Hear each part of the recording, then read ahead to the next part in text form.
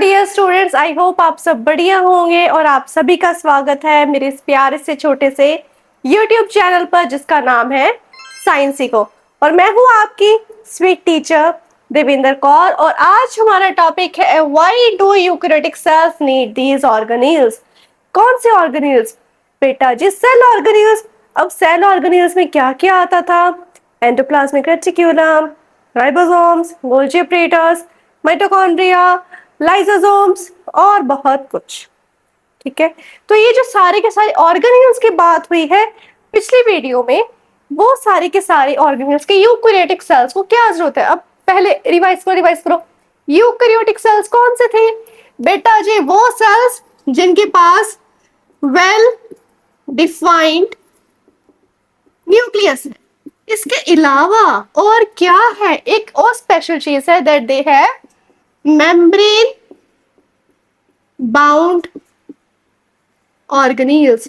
कौन से organelles? Membrane bound organelles. जैसे कि प्लास्टिड अपने आप में एक मेम्ब्रेन बाउंड ऑर्गेनेल है, माइटोकॉन्ड्रिया भी अपने आप में क्या है? एक मेम्ब्रेन बाउंड ऑर्गेनेल, राइट। तो इन सभी से मिलके हमारे पास जो सेल्स बने वो बने यूकैरियोटिक सेल्स। और ये जो यूकैरियोटिक सेल्स है इनको ये जो plastid, mitochondria, Golgi apparatus, ribosome, lysosome, endoplasmic reticulum, इन सबकी क्या जरूरत है? अरे भाई ये सारे ऑर्गेनेल्स मिलके ही तो सारे यूकैरियोटिक सेल्स का फंक्शन परफॉर्म करते हैं। फंक्शन परफॉर्म मीन सबका अपना अपना काम है। जैसे मैंने क्लास में बहुत सारे बच्चों को एक प्रोजेक्ट दे दिया, किसको कह दिया तुम रॉ मटेरियल इकट्ठा करना, किसी को कह दिया तुम डेकोरेशन का काम कर लेना और किसी को कह दिया कि तुम इस टॉपिक के ऊपर रिसर्च करके लिख के आना। एक बच्चे को कह दिया तुम टॉपिक को या फिर प्रोजेक्ट को प्रेजेंटेशन दे देना या उसका प्रेजेंट कर देना, राइट। तो सभी को मैंने अलग अलग काम दे दिए, मेरी ही क्लास के बच्चों को। तो सिमिलरली वो सारे क्लास के बच्चे ऑर्गेनेल्स ही हुए एक सेल के, और सभी ऑर्गेनेल्स का अपना अपना फंक्शन है जो कि हम अब इस वीडियो में पढ़ेंगे। और उन सभी ने मिलकर ही जो है सेल को न्यूट्रिशन प्रोवाइड करनी है, उसमें से वेस्ट रिमूव करना है, इसके अलावा उसको एनर्जी भी देनी है, राइट। तो बहुत सारे के सारे फंक्शंस ही क्या करे हैं ये यूकैरियोटिक सेल्स के अंदर जो प्रेजेंट ऑर्गेनेल्स है वही कर रहे हैं। तो इसे हम ये कह सकते हैं कि जो सेल है अपने आप में एक बहुत छोटी फैक्ट्री है। Cell is like a tiny factory. A cell is like a tiny factory.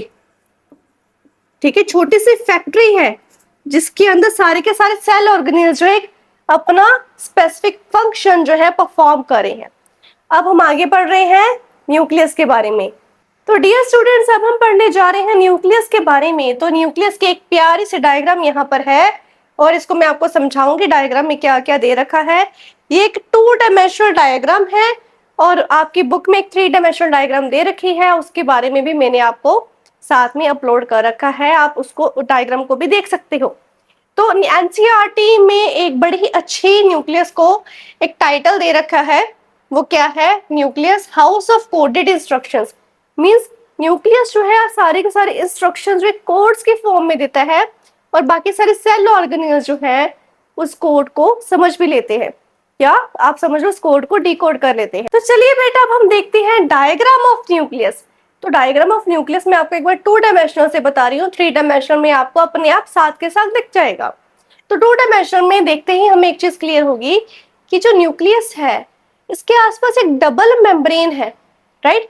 देखो ये जो है इनर मेम्ब्रेन है, इनर न्यूक्लियर मेम्ब्रेन, क्योंकि न्यूक्लियस की मेम्ब्रेन है तो इनर न्यूक्लियर मेम्ब्रेन है, राइट। और ये आउटर न्यूक्लियर मेम्ब्रेन है। दैट मीन्स बेटा जी हमें एक बात तो क्लियर हो गई है कि डबल मेम्ब्रेन वाली एक लेयर चढ़ी हुई है अराउंड द न्यूक्लियस। इस पार्ट को अभी इग्नोर करो, ये सारा जो डबल मेम्ब्रेन वाला पार्ट है इसको हम बोलते हैं बेटा न्यूक्लियर एनवेलप। इसको कंबाइंड फॉर्म में हम क्या कहते हैं? न्यूक्लियर एनवेलप, ठीक है। और इसके अंदर जो स्पेस है उसके अंदर भी कुछ ना कुछ इसका पर्पस होता है, वो आपको हायर क्लासेस में आएगा, ठीक है। अभी इतना बर्डन लेने की जरूरत नहीं है, जितना पढ़ा रहे हैं एक बार पहले उसको तो ग्रास्प करो, उसको तो समझो, ठीक है। अब आपको इसके अंदर ये गाढ़ा गाढ़ा सा या राउंड राउंड सा कुछ दिख रहा होगा, है ना, इसको बोलते हैं न्यूक्लियोलस। सभी के फंक्शंस करवाऊंगी, सब कुछ बताऊंगी किसमें क्या होता है। पहले समझो ये होता है न्यूक्लियोलस, ठीक है। अब न्यूक्लियस के अंदर भी बेटा एक फ्लूइड होता है, जैसे हमने पढ़ा सेल के अंदर एक फ्लूइड होता है जिसको हम बोलते हैं साइटोप्लाज्म। सेमी फ्लूइड होता है, जेली लाइक स्ट्रक्चर होती है, उसको बोलते हैं साइटोप्लाज्म। अब वो साइटोप्लाज्म है क्योंकि वो सेल का है, तो न्यूक्लियस के अंदर भी जो semi fluid jelly like substance पड़ा है उसको हम क्या कहेंगे फिर, न्यूक्लियोप्लाज्म। साइटोप्लाज्म सेल के अंदर जो सब्सटेंस है लिक्विड में या सेमी फ्लूइड में या आप कह दो जेली लाइक में, और न्यूक्लियस के अंदर वाले को हमने नाम दे दिया न्यूक्लियोप्लाज्म। आई होप आपको इस तरह से याद हो जाएगा। फिर आपको थोड़ी थोड़ी स्पेस दिख रही है, यहाँ पे स्पेस है, यहाँ पे स्पेस है, यहाँ पे सब जगह पे स्पेस पड़ी है। ये स्पेस होती है न्यूक्लियर पोर्स, इसको हम बोलते हैं न्यूक्लियर पोर्स, ठीक है। ये पोर्स के टाइनी स्पेस होती है जिससे एक्सचेंज या ट्रांसफर ऑफ समथिंग या मटेरियल होता है। जैसे कि यहाँ पर अगर राइबोसोम बनने हैं, सेल के अंदर राइबोसोम बनने हैं, तो न्यूक्लियोलस से वो राइबोसोमल यूनिट्स जाएंगे, कहाँ से जाएंगे, न्यूक्लियर पोर्स से जाएंगे, और छोटे और बड़े यूनिट्स मिलके बाहर जाके एक राइबोसोम बना देंगे। इस तरह से राइबोसोम बनता है, ठीक है। न्यूक्लियस से मटेरियल जाता है, दैट मीन्स न्यूक्लियस के अंदर कुछ ना कुछ ऐसी इंफॉर्मेशन होगी, क्या ऐसा कुछ ना कुछ होगा जिसकी वजह से हो पा रहा है। बेटा न्यूक्लियोलस के बारे में तो मैंने अभी बताना है, पर ये देखो ये जो मैंने ऐसे ऐसे कर रखा है, ये क्या है, ये है क्रोमेटिन मटेरियल, इसको हम बोलते हैं क्रोमेटिन मटेरियल। ये क्रोमेटिन मटेरियल एक ऐसी चीज है जिसके अंदर सारी की सारी जो जेनेटिक इंफॉर्मेशन है, जो हेरिडिटरी इंफॉर्मेशन है, कोई भी चीज जो ट्रेड्स है, कैरेक्टर्स है, from this generation to next generation कैसे आगे बढ़ेंगे, कैसे चेंजेस आएंगे, कैसा सब कुछ सेम रहेगा, वो सब बताया जाता है। अच्छा वो कैरेक्टर्स क्या होते हैं, इसके अंदर आपके बुक के अंदर एक वर्ड है कैरेक्टर्स। कैरेक्टर्स मीन्स वो चीजें जो पेरेंट्स और ऑफस्प्रिंग्स में सिमिलर और डिफरेंट हमें देखने को मिल रही हैं। अब इसको कैरेक्टर्स को मैं कैसे समझाऊं, आप ये समझिए आपके पास एक सेल है, कोई बैक्टीरिया है, बैक्टीरिया का आपने डिवीजन देखा होगा 8th क्लास में, डायग्राम होती है, ठीक है। Cell division of bacteria, binary fission उसको बोलते हैं, ठीक है। तो बैक्टीरिया है हमारे पास, बैक्टीरिया जब डिवाइड हो रहा है उसके अंदर जितने ऑर्गेनियल्स एक डॉटर सेल में जा रहा है उतने ही ऑर्गेनियल्स दूसरे डॉटर सेल में जा रहे हैं। No chance of any variation, बहुत रेयर चांस है ऑफ एनी वेरिएशन, सारा सेम सेम डिवाइड हो रहा है बिकॉज वहां पर बाइनरी फिजन हो रही है, एसेक्सुअल रिप्रोडक्शन है, ये सब चल रहा है।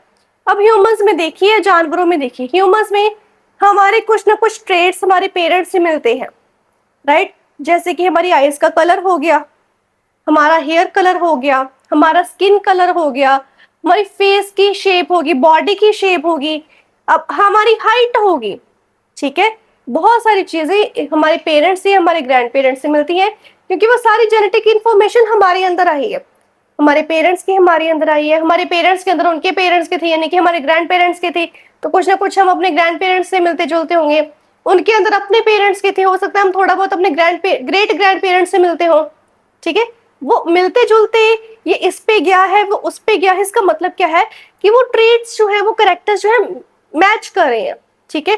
अब वेरिएशन भी हो गया, अब आपने इतने सारे ट्रेड्स इनहेरिट किए हैं, inherit means parents to offspring आए हैं, वो तो कुछ ना कुछ सेम होगी लेकिन वेरिएशन भी होगी। वेरिएशन में हो सकता है आपकी आंखें अपने पापा जैसे मिलती हो और आपकी लिप्स की शेप अपने मदर जैसे मिलती हो सकता है आपकी नोज की शेप आपके पापा जैसी हो, आपका हेयर कलर आपके मम्मा जैसा हो, समटाइम्स बिल्कुल ही एक पेरेंट जैसी एग्जैक्ट कॉपी ही आ जाती है कभी कभी तो, राइट। तो ये सारे के सारे होते हैं कैरेक्टर्स, वो डिफरेंसेस भी हो जाते हैं उसके अंदर और जो है सिमिलैरिटीज भी आ जाती है क्योंकि ये चीजें इनहेरिट की गई होती है। डिफरेंसेस क्यों आते हैं कि पेरेंट्स वाले कैरेक्टर्स कम आए, ग्रैंड पेरेंट्स वाले या ग्रेट ग्रैंड पेरेंट्स या ग्रेट ग्रेट ग्रैंड पेरेंट्स वाले कैरेक्टर्स ज्यादा आ गए। ये भी होता है, पॉसिबिलिटी होती है कि सेल के अंदर ये क्रोमेटिन मटेरियल है, इसके अंदर सारी इंफॉर्मेशन है हमारे पेरेंट्स की, उनके पेरेंट्स की सारी जेनेटिक इंफॉर्मेशन और हमारे आगे जो होंगे उसको भी कैरी करके रखा है कि उसके अंदर क्या चेंजेस आ सकते हैं, क्या वेरिएशंस आ सकती हैं, ठीक है। उसको बोलते हैं इनहेरिटेंस ऑफ कैरेक्टर्स। एक होते एक्वायर्ड कैरेक्टर्स, वो चलो अब रिप्रोडक्शन वाले चैप्टर में अगर आया तो पढ़ लेंगे, वरना 10th में तो है ही, हेरिडिटी एंड एवोल्यूशन में, उसमें करेंगे। अभी के लिए इतना काफी है, ठीक है। तो देखो क्रोमेटिन मटेरियल है, उसके अंदर सारे क्रोमोसोम्स वगैरह होंगे, क्रोमोसोम्स के अंदर होता है डीएनए, डीएनए के अंदर हमें जीन्स देखने को मिलते हैं, वो सारी चीजें जो है हम अभी पढ़ने जा रहे हैं। तो देखिए जी, हमने इतना तो पढ़ लिया कि न्यूक्लियस के पास क्या है, डबल लेयर है। वो उस डबल लेयर की कवरिंग को हम क्या कहते हैं, न्यूक्लियर मेम्ब्रेन, जिसको मैंने अभी के अभी आपके सामने समझाया था कि एक आउटर लाइनिंग होती है, एक इनर जो हमारे पास स्ट्रक्चर होती है, इनर मेम्ब्रेन होते हैं, कंबाइन करके न्यूक्लियर मेम्ब्रेन है, इसको न्यूक्लियर एनवेलप भी कहा जाता है। और इसके अंदर होते हैं बेटा जी छोटे छोटे पोर्स। वो पोर्स का क्या काम है, वो जो स्पेस है न्यूक्लियर मेम्ब्रेन के अंदर, ये न्यूक्लियर एनवेलप के अंदर बार बार जो स्पेसेस दिखाई गई हैं, उन स्पेस को बोलते हैं न्यूक्लियर पोर्स। उन पोर्स का क्या काम है, ये अलाउ करते हैं transfer of material between the nucleus and cytoplasm, यानी कि न्यूक्लियस से साइटोप्लाज्म में कोई चीज को भेजना है, कोई मटेरियल को भेजना है, सब्सटेंस को भेजना है, साइटोप्लाज्म से कोई सब्सटेंस न्यूक्लियस के अंदर आए, उसके लिए कि इजी पैसेज हो, इजी एक्सचेंज हो मटेरियल्स का, उसके लिए हमारे पास न्यूक्लियर पोर्स होती है। अब न्यूक्लियोलस मैंने बताया था, मैं अब बताऊंगी कि कहा था कि अब थोड़ी देर में बताती हूँ, पहले थोड़ा बहुत समझ लो। न्यूक्लियोलस क्या होता है बेटा जी, न्यूक्लियोलस क्या है, एक डेंस राउंड बॉडी है इन द न्यूक्लियस। समझो क्या है, nucleolus is a dense round body, काफी गाढ़ी होती है, बिल्कुल राउंड शेप में होती है, एक बॉडी होती है किसके अंदर, न्यूक्लियस के अंदर प्रेजेंट है, मींस न्यूक्लियस से भी छोटी है। और इसके अंदर क्या होता है, सिंथेसिस ऑफ राइबोसोमल सब यूनिट्स। सिंथेसिस का मतलब मैंने आपको पहले भी बताया है, इसका मतलब होता है प्रोडक्शन। ये प्रोड्यूस करता है, क्या करता है, राइबोसोमल सब यूनिट, मींस राइबोसोम बनाने के लिए जिस मटेरियल की जरूरत हुई है, जिस सब यूनिट की जरूरत है, उसको बोलते हैं राइबोसोमल सब यूनिट, ठीक है। वो बनाता है, ठीक है, उसको फॉर्म करता है, प्रोड्यूस करता है, किसके किसके अंदर होती है सारा कुछ, न्यूक्लियोलस के अंदर ये चीज होती है। और ये जो सब यूनिट्स है जब बन गए, राइबोसोमल सब यूनिट्स जब न्यूक्लियोलस ने बना लिए, सिंथेसाइज कर लिए, उनको वो भेजेगा थ्रू दी न्यूक्लियर पोर। अब न्यूक्लियर पोर से जब वो बाहर जा रहे हैं बेटा, तो बाहर जाकर क्या करेंगे, अपने आप में असेंबल होंगे। असेंबल कैसे होंगे, एक बड़ा यूनिट एक छोटा यूनिट, ठीक है, वो यूनिट भी नहीं होता, एक्चुअली सब यूनिट ही होता है। एक लार्ज सब यूनिट और एक स्मॉल सब यूनिट असेंबल होके हमें एक राइबोसोम बना देंगे, ठीक है। और ये जो न्यूक्लियस है, इसके अंदर क्रोमोसोम्स भी होते हैं, मैंने क्या बताया, क्रोमेटिन मटेरियल है ना। तो क्रोमेटिन मटेरियल में है क्या, न्यूक्लियस के अंदर होता है क्रोमोसोम।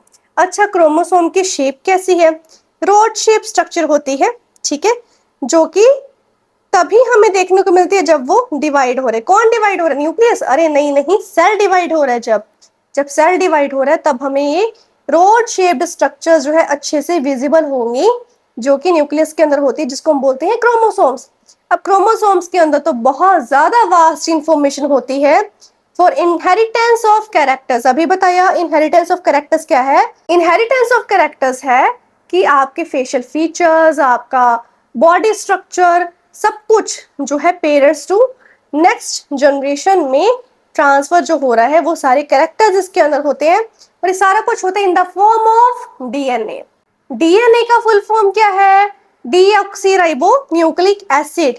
ये सारे मॉलिक्यूल्स होते हैं in the form of DNA molecules. ये सारे के सारे इनहेरिटेंस ऑफ कैरेक्टर्स की इंफॉर्मेशन होती है किसके अंदर, अरे क्रोमोसोम्स के अंदर। मतलब क्रोमोसोम है, क्रोमोसोम बना किससे है, डीएनए से और कुछ खास प्रोटीन से, ठीक है। क्रोमोसोम किससे बना है, डीएनए से और कुछ खास प्रोटीन से। और जो डीएनए के मॉलिक्यूल्स यानी कि डीऑक्सीराइबो न्यूक्लिक एसिड के जो मॉलिक्यूल्स हैं, उनके अंदर क्या होती है, जेनेटिक इंफॉर्मेशन होती है। और जो फंक्शनल सेगमेंट्स होते हैं डीएनए के, उसको हम कहते हैं जीन्स। तो कोई भी सेल जो डिवाइड नहीं हो रहा, उसके अंदर जो डीएनए प्रेजेंट होगा वो होगा पार्ट ऑफ क्रोमेटिन मटेरियल। अरे अभी तो बताया मैंने, क्रोमेटिन मटेरियल में ही सब कुछ पढ़ा है, ठीक है। तो डीएनए क्या है, as a part of chromatin material होगा जब सेल डिवाइड नहीं कर रहा। लेकिन जब सेल डिवाइड कर रहा है, क्योंकि जो क्रोमेटिन मटेरियल जब आपको पहले जब डिवाइड नहीं कर रहा, आपके सामने डायग्राम में है, थ्रेड लाइक स्ट्रक्चर है, पूरा का पूरा इंटेंगल्ड मास है, ठीक है, जब नहीं डिवाइड कर, लेकिन जब ही डिवाइड करेगा सेल, तब जो क्रोमेटिड मटेरियल है वो अपने आप ऑर्गेनाइज हो जाएगा इनटू क्रोमोसोम्स। तो वो आपको जो फिगर है उसमें दिख भी रहा है। अब नेक्स्ट करें थ्रेड्स ऑफ क्यूरियोसिटी।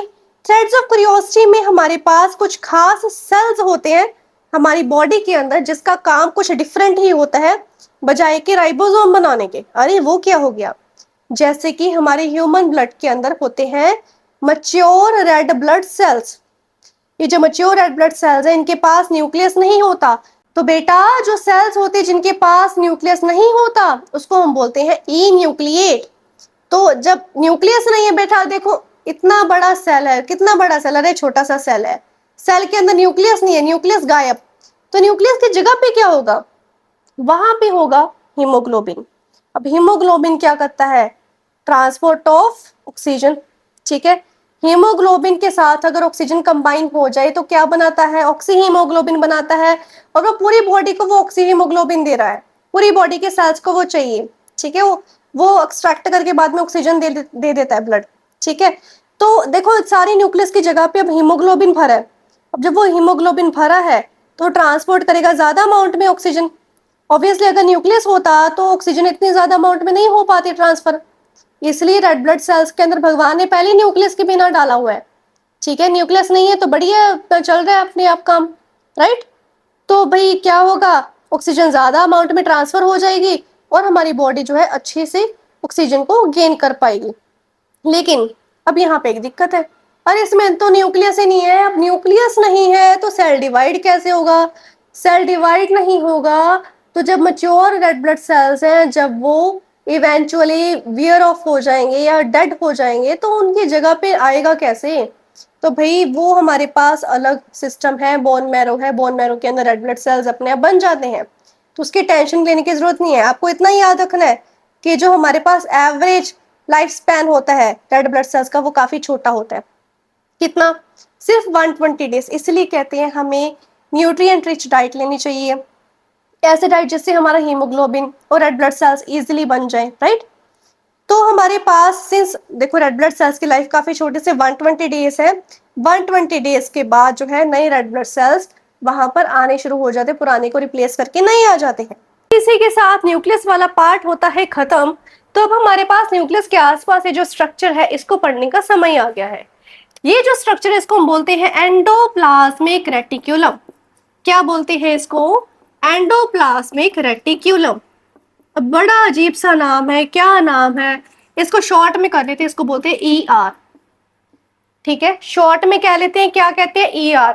अब ये जो ये वाली थ्रेड लाइक स्ट्रक्चर है और ये वाली थ्रेड लाइक स्ट्रक्चर इसको हम बोलते हैं एंडोप्लाज्मिक रेटिकुलम। दो अलग अलग है, इसके ऊपर डॉट लगे हुए, इसके ऊपर डॉट नहीं लगे हैं। ये अलग अलग जो है शेप्स में आती है, या कह दो अलग अलग टाइप्स में आती है, क्योंकि दोनों का फंक्शन ही डिफरेंट है। ठीक है, ये जो एंडोप्लाज्मिक रेटिकुलम है कहाँ प्रेजेंट है, न्यूक्लियस के आसपास प्रेजेंट है, थ्रेड लाइक स्ट्रक्चर है। इसका काम क्या है, प्रोटीन, हॉर्मोन्स और फैट्स को बनाना। ठीक है, और इसी चीज के बेसिस पे, इसके फंक्शन के बेसिस पे दो तरह की होती है, एक होती है रफ एंडोप्लाज्मिक रेटिकुलम, एक होती है रफ एंडोप्लाज्मिक रेटिकुलम और दूसरी होती है स्मूथ एंडोप्लाज्मिक रेटिकुलम। ठीक है, अब जो रफ वाली है पहले उसको देखते हैं। जब हम इसको लाइट माइक्रोस्कोप में देखते हैं तो हमें देखने में थोड़ी सी रफ दिखती है, मींस इसके ऊपर हमें ऐसे छोटे छोटे दाने दिखते हैं, यही है रफ एंडोप्लाज्मिक रेटिकुलम। यही हमारे पास क्या है, रफ एंडोप्लाज्मिक रेटिकुलम। क्यों है ये रफ, क्यों है, मतलब कि ये क्यों है ये तो पता है, ये भगवान ने बना के भेजी, अरे एवोल्यूशन हुई है, सब कुछ हुआ है। ठीक है, रफ एंडोप्लाज्मिक रेटिकुलम रफ क्यों है, क्योंकि इसके सरफेस पे ये जो डॉट्स है ये असल में क्या है, ये है राइबोसोम्स। ये क्या है, राइबोसोम्स है। राइबोसोम्स में पढ़ेंगे क्या होते हैं, बहुत पढ़ लिया राइबोसोम, न्यूक्लियस में की हेल्प से, न्यूक्लियोलस की हेल्प से राइबोसोम बन रहा है। रफ एंडोप्लाज्मिक रेटिकुलम के सरफेस पे सारा राइबोसोम चिपका हुआ है। राइबोसोम है क्या वो समझते हैं अभी, पहले इसको देखो। जो रफ एंडोप्लाज्मिक रेटिकुलम होती है उसके सरफेस पे क्या अटैच होता है, राइबोसोम होता है। बस राइबोसोम का इतना समझ लो कि इसका काम है प्रोटीन बनाना। ठीक है, राइबोसोम क्या करता है, प्रोटीन बनाता है। या अब ये समझ लो जो सारा का सारा एंडोप्लाज्मिक रेटिकुलम है, क्योंकि उसके ऊपर सारे राइबोसोम ही अटैच है। इसका फंक्शन है protein synthesis. Protein synthesis, synthesis मैंने आपको बताया था प्रोडक्शन करना होता है, पर हम साइंटिफिक लैंग्वेज यूज कर रहे हैं तो सिंथेसिस वर्ड ही यूज करेंगे। प्रोटीन सिंथेसिस करेगा मींस बनाएगा और उसको सेक्रेट भी करेगा। एंड प्रोटीन सेक्रीशन, और ये प्रोटीन सेक्रीशन कहाँ कर है? ग्लैंड सेल्स में कर है। कहाँ कर है? ग्लैंड सेल्स में कर है। ग्लैंड सेल्स जैसे कि पेनक्रियाटिक सेल्स में। पेनक्रियास बेटा एक ग्लैंड होती है, ठीक है। पेनक्रियास एक ग्लैंड है जो कि इंसुलिन और ग्लूकागन प्रोड्यूस करती है हमारी बॉडी में। हमारी बॉडी के अंदर ब्लड शुगर लेवल को मेंटेन करके रखती है। इसके अलावा डाइजेस्टिव सिस्टम में भी अपना ये रोल अदा करती है by secreting enzymes in the small intestine. Hope so आपने 7th क्लास में पढ़ा होगा, अगर नहीं पढ़ा कोई बात नहीं, 10th में फिर आ जाना है, पढ़ लेना, ठीक है। तो ग्लैंड सेल्स के अंदर प्रोटीन्स को सेक्रेट करेगी, जैसे कि पैनक्रियाटिक सेल्स के अंदर ये प्रोटीन्स को सेक्रेट कर रही है, ठीक है। पहले बना रही है, फिर उसको सेक्रेट भी कर रही है। फिर आती है स्मूथ। स्मूथ क्या है? लाइट माइक्रोस्कोप के अंदर ये बड़ी स्मूथ सी दिख रही है हमें। यही मेरे पास है स्मूथ एंडोप्लाज्मिक रेटिकुलम, यही है स्मूथ एंडोप्लाज्मिक रेटिकुलम, ठीक है। इसका क्या काम है? इसका फंक्शन है फॉर्मेशन ऑफ या synthesis of lipids. Synthesis of lipids, lipids होते हैं बेटा जी fats. Synthesis of lipids and hormones, ये हॉर्मोन्स को भी बनाती है, ठीक है। सिर्फ बनाती नहीं, इनकी जो है ये स्टोरेज में भी काम करती है, यानी कि फैट बना के स्टोर कर लिया, जब जरूरत है तब प्लाज्मा मेम्ब्रेन तक भेज दिया, साइटोप्लाज्म में कहीं भी भेज सकती है, ठीक है। बना के हॉर्मोन्स को भी बना के जो है स्टोर कर सकती है। फिर अब बात आती है भाई राइबोसोम, ये रहा राइबोसोम। भाई ये आपको जो है थोड़े बहुत तो माइटोकॉन्ड्रिया के अंदर भी देखने को मिलेंगे, उसके स्ट्रक्चर में देखेंगे। थोड़े बहुत राइबोसोम माइटोकॉन्ड्रिया के अंदर है, काफी सारे हमें एंडोप्लाज्मिक रेटिकुलम के ऊपर देखने को मिल रहे हैं। इसके अलावा ये फ्रीली जो है साइटोप्लाज्म के अंदर भी प्रेजेंट है। राइबोसोम है क्या? छोटे छोटे टाइनी राउंड स्ट्रक्चर्स होते हैं, इसका काम बस एक ही, प्रोटीन बनाना। इसका काम क्या है? सिंथेसिस ऑफ प्रोटीन्स, बस। इसलिए इसको प्रोटीन फैक्ट्री ऑफ सेल भी कहा जाता है। तो बेटा जी अब हम करने जा रहे हैं गोल्जी अपरेटस। इसको हमने क्या, एनसीईआरटी ने बड़ा अच्छा नेम दिया है, that is packing and shipping centres. अब ये रही मैंने प्यारे से डायग्राम बनाई है, ये हमारे पास सारा का सारा क्या है? गोल्जी अपरेटस है। इसको गोल्जी बॉडी भी बोलते हैं, ठीक है। गोल्जी अपरेटस या गोल्जी बॉडी भी बोला जाता है, ठीक है। ये गोल्जी नाम के बहुत ही अच्छे साइंटिस्ट ने इसको डिस्कवर किया था। यानी कि इसको सेल के अंदर ये मिला था। कैसे मिला था वो पढ़ेंगे। देखिए ये सारे के सारे, अगर आप इसको ध्यान से देखिए, ऐसे लग रहा है ना जैसे कि एक बोरी रख दी, या एक थैला रख दिया, उसके ऊपर दूसरा थैला रख दिया, ठीक है, उसके ऊपर तीसरा थैला रख दिया, चौथा थैला रख दिया, ऐसे ऐसे नहीं बना हुआ। इसको ऐसे कंबाइन कर दो, ये बन गया गोल्जी अपरेटस। लो, ये जैसे थैले के ऊपर थैला रखा हुआ है फ्लैट करके, बिना भर, मतलब खाली थैला है, खाली थैले के ऊपर दूसरा रख दिया, तीसरा रख दिया, अलग अलग साइज के इकट्ठे करके रख दिए, तो बन गई गोल्जी बॉडी। अरे रियल लाइफ में ऐसे नहीं होता। स्ट्रक्चर ऐसे means flattened sac like structure, means मेरे पास स्टैक बन रहा है। इट इज लाइक स्ट्रक्चर, अगर मैं स्ट्रक्चर लिखना चाहूँ, it structure is like a stack of flattened, means flat किए हुए, मींस उसमें सारा सामान निकाल दिया है, सैक लाइक स्ट्रक्चर्स, ठीक है। ऐसे सैक लाइक स्ट्रक्चर्स को जैसे खाली बोरी के ऊपर दूसरी बोरी रख दी, वैसे सैक लाइक स्ट्रक्चर्स का जो हमने स्टैक बना दिया, उसका हमने गोल्जी अपरेटस का नाम दे दिया। अब इसके आसपास क्या होते हैं? वेसिकल्स होते हैं, ये सारी वेसिकल्स हैं। अगर मैं इसकी प्रॉपर स्ट्रक्चर बनाऊं तो ऐसे बनेगी, ठीक है। इसके अंदर ये सारे राउंड राउंड क्या है? ये सारी वेसिकल्स है। इन सबका काम क्या है? इस सबका काम क्या है? मॉडिफाई करना, सॉर्ट करना और फिर पैक करना। मॉडिफाई करना, सॉर्ट करना, पैक करना, किसको? प्रोटीन्स को एंड या और लिपिड्स को, यानी कि दोनों को भी कर सकता है। मॉडिफाई, सॉर्ट, पैकेज, दोनों में से किसी एक को भी कर सकता है। अब प्रोटीन और लिपिड हमें सब किससे मिले? प्रोटीन और लिपिड की फॉर्मेशन किसने की? एंडोप्लाज्मिक रेटिकुलम ने, है ना, ईआर ने की है। स्मूथ एंडोप्लाज्मिक रेटिकुलम ने लिपिड्स बनाए, रफ एंडोप्लाज्मिक रेटिकुलम ने प्रोटीन्स बनाए। तो फंक्शनली जो है गोल्जी अपरेटस एंडोप्लाज्मिक रेटिकुलम से कनेक्टेड है। इसके अलावा आप देख रहे हो जो वेसिकल्स है उनमें से जो जो चीज नहीं चाहिए वो प्लाज्मा मेम्ब्रेन की हेल्प से बाहर की तरफ जा रहा है, राइट। वेसिकल्स के इसी के ही पार्ट होते हैं, गोल्जी एपरेटस के ही पार्ट होते हैं। दैट मीन्स ये प्लाज्मा मेम्ब्रेन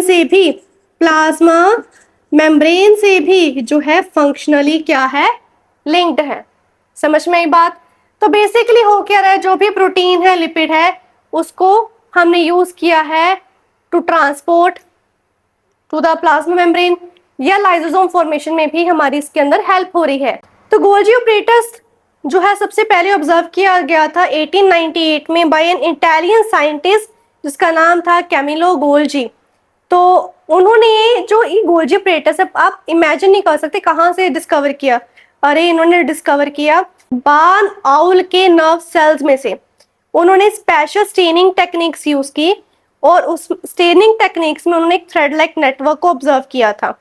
तो जो पहले के माइक्रोस्कोप थे उसको अच्छे से रिजॉल्व नहीं कर पाते थे, लेकिन उसने इसकी एग्जिस्टेंस का डाउट किया था कि गोल्जी नाम का कुछ ऐसा होता है जो कि packaging, transportation, secretion of protein and lipids करता है।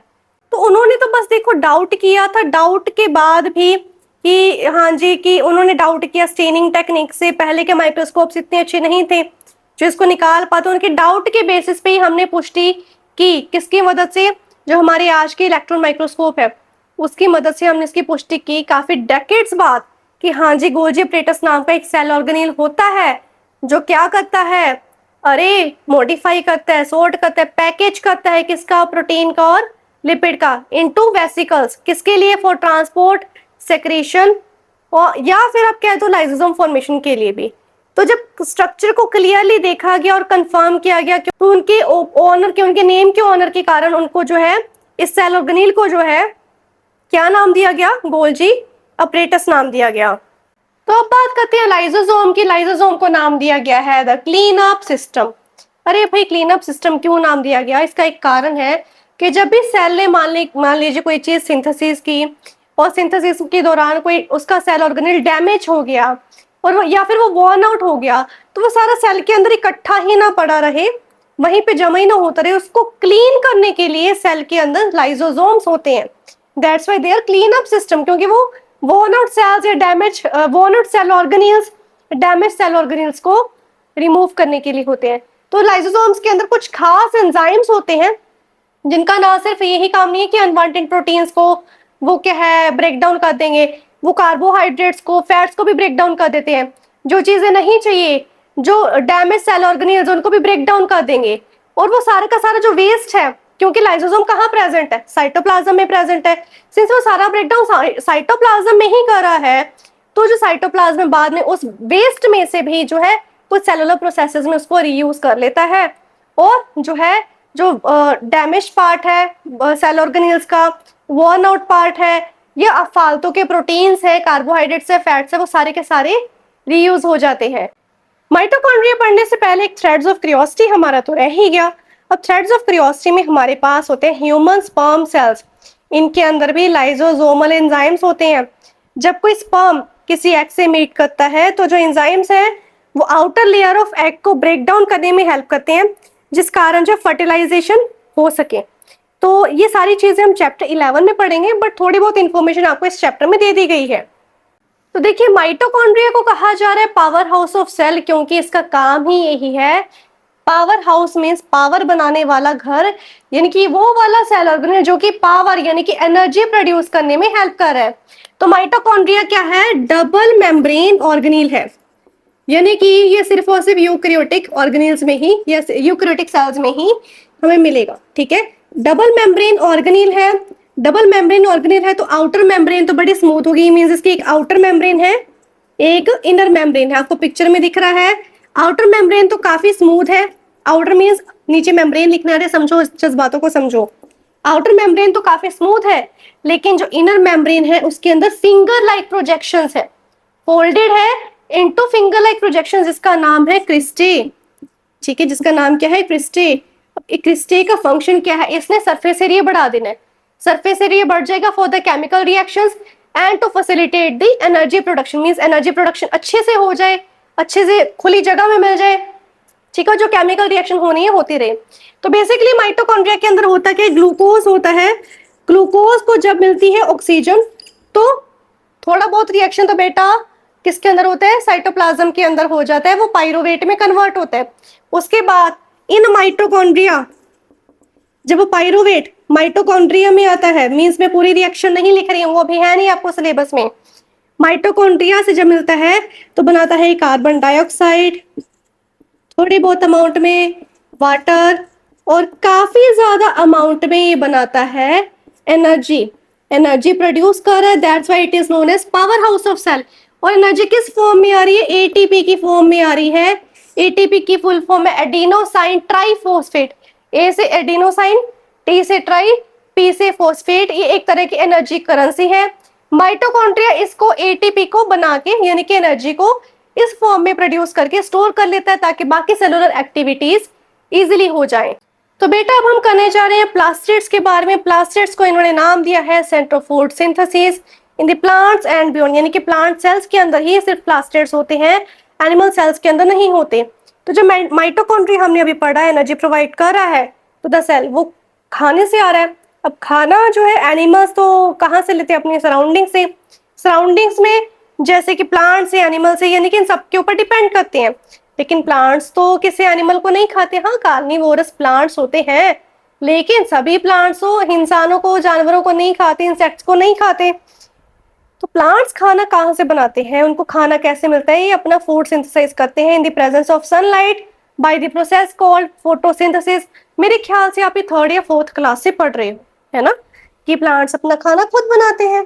अब सिंस ये अपना खाना खुद बना रहे हैं तो ये अपनी एनर्जी, वो सेलुलर एक्टिविटीज कहाँ से ऑब्टेन करते हैं। तो फोटोसिंथेसिस के लिए और एनर्जी के लिए प्लांट्स के अंदर कुछ खास ऑर्गेनेल्स होते हैं जिनको हमने नाम दिया प्लास्टिड्स। प्लास्टिड्स का काम ये है कि वो फूड सिंथेसाइज करेगा और उसको स्टोर भी करेगा। तो देखिए प्लांट्स अपना खाना जब फोटोसिंथेसिस से बनाते हैं, in the presence of sunlight बनाते हैं, तो हमने एक पढ़ा है कि बिना क्लोरोफिल के प्लांट्स अपना खाना नहीं बना सकते। दैट मीन्स प्लांट्स के अंदर एक ग्रीन कलर का पिगमेंट होता है जिसका नाम क्या है, क्लोरोफिल। ये प्रेजेंट है इन द क्लोरोप्लास्ट। क्लोरोप्लास्ट का एक टाइप ऑफ प्लास्टिड होता है। ये क्लोरोप्लास्ट का काम है सनलाइट को एब्जॉर्ब करना। तो क्लोरोप्लास्ट क्या है, डबल मेम्ब्रेन बाउंड ऑर्गेनिज्म। देखो यूकैरियोटिक सेल्स यानी कि प्लांट सेल्स भी अब यहाँ पे प्रूव हो रहा है यूकैरियोटिक है, क्योंकि प्लांट सेल्स के अंदर प्लास्टिड्स तो होते ही होते हैं, क्योंकि उन्होंने तो खाना बनाना है, सिंथेसाइज करना है, राइट। तो फूड सिंथेसिस के लिए प्लास्टिड को होना जरूरी है। तो प्लास्टिड क्या है, डबल मेम्ब्रेन ऑर्गेनेल है।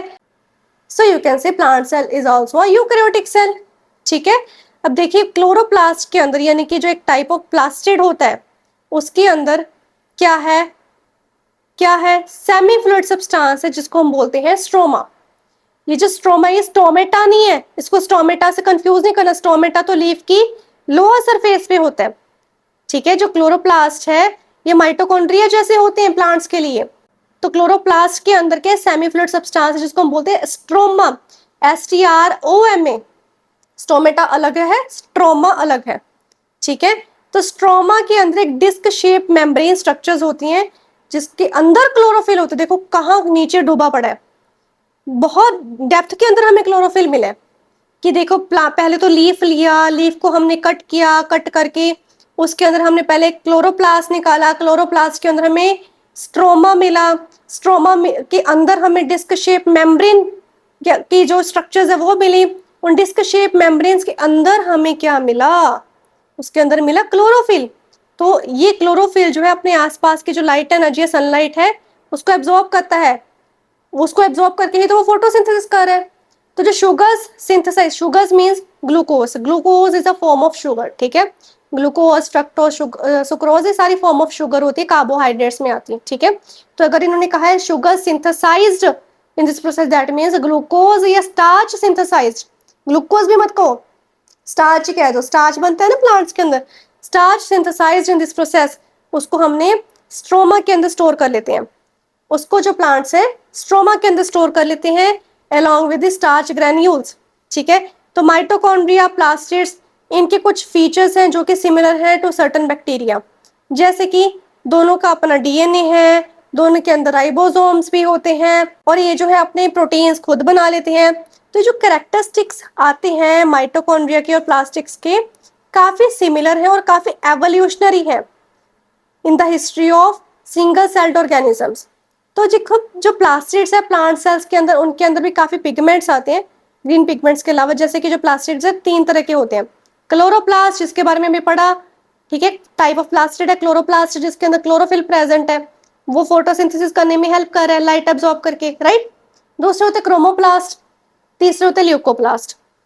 तो देखो क्रोमोप्लास्ट किसमें है, हमें पता है कि फ्लावर की पेटल्स है, फ्रूट्स है, उसके अंदर भी एक तरह का प्लास्टिड होता है, ठीक है।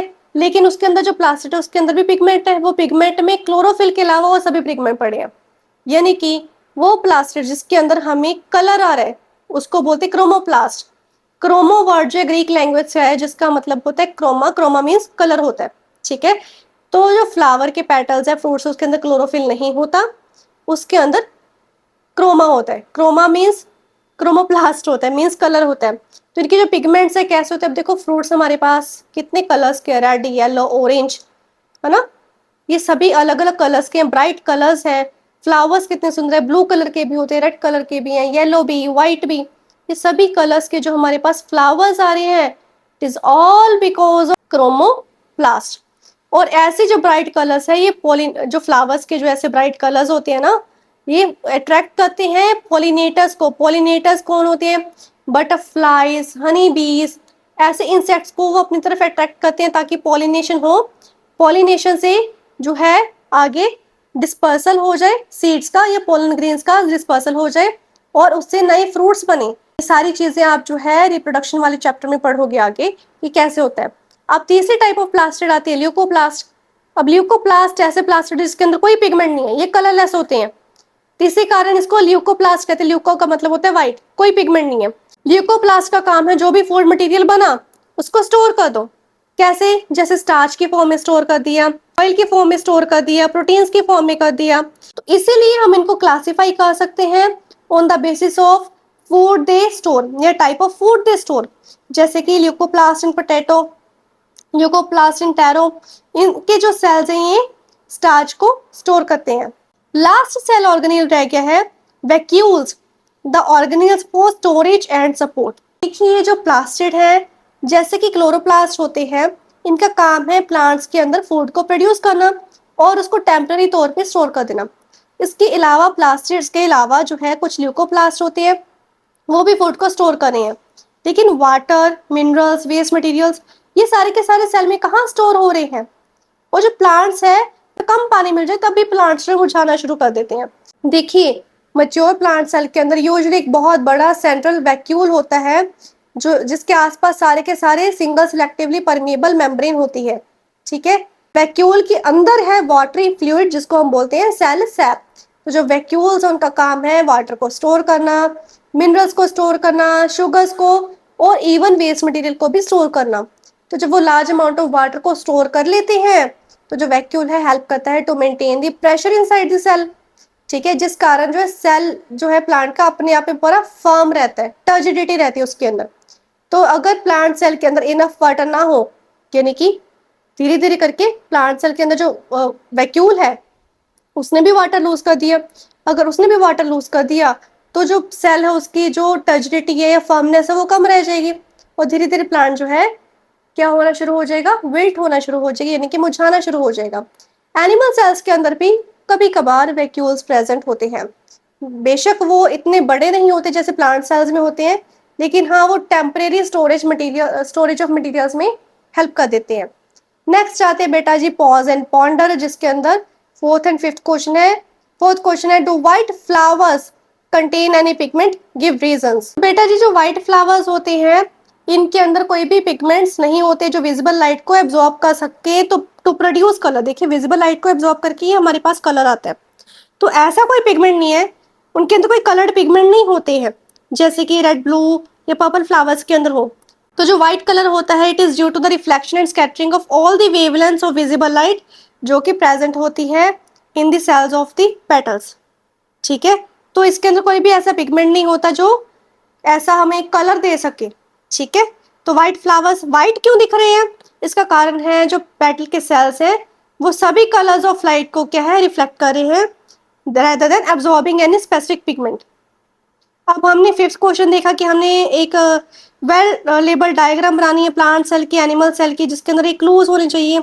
न्यूक्लियस जो है डार्क हो, उसके आसपास राउंड बॉडी है, इनसाइड द सेल, वो न्यूक्लियोलस की बात हो रही है। ठीक है। उसके बाद ER spreads like a network, वो ईआर बता दिया हमने। ठीक है, वो भी बना के दिखा दिया।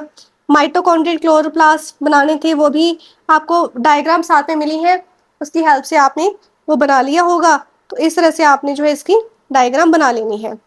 अब नेक्स्ट हमारे पास आता है, बहुत छोटा सा टॉपिक रह गया, थ्रेड्स ऑफ क्यूरियोसिटी।